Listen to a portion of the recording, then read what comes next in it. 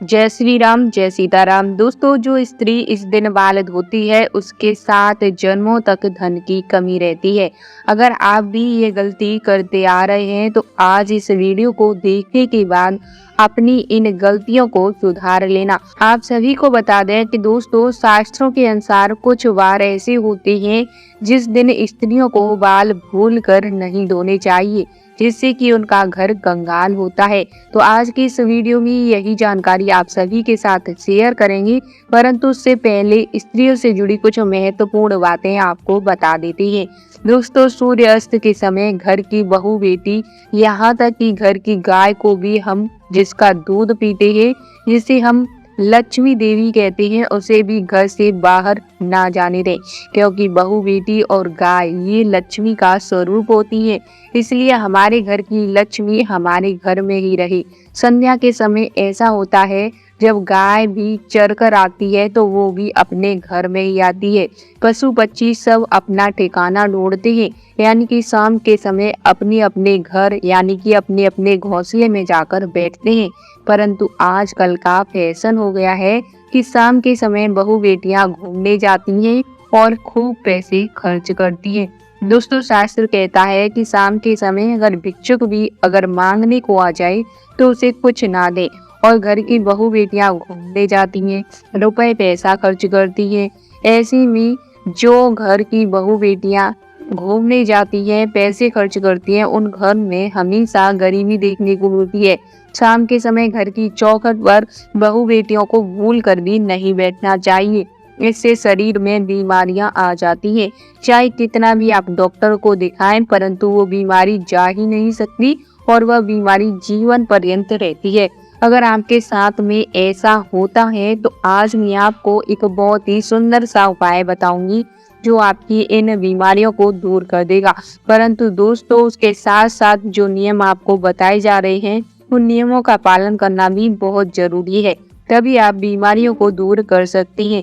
देखिए, नौमी तिथि चाहे वह शुक्ल पक्ष की हो चाहे कृष्ण पक्ष की हो, तो आपको नौमी तिथि के दिन रात के 12 बजे एक घी का दीपक हथेली में रख करके घर के दरवाजे के बाहर चंद्रदेव के दर्शन करने हैं।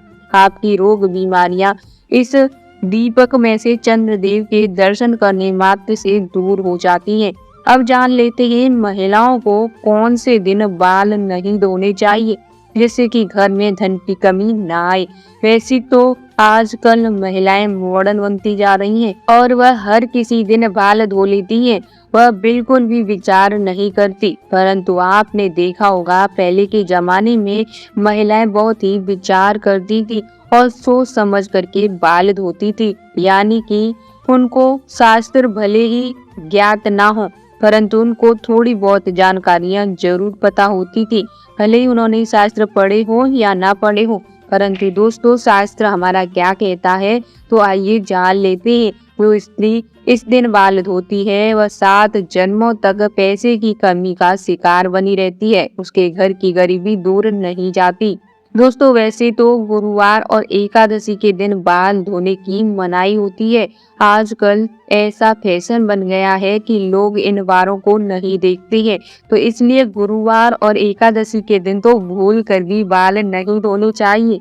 ऐसा करने वाली महिलाओं के जीवन में घोर संकट आते ही और परेशानियों का सामना करना पड़ता है।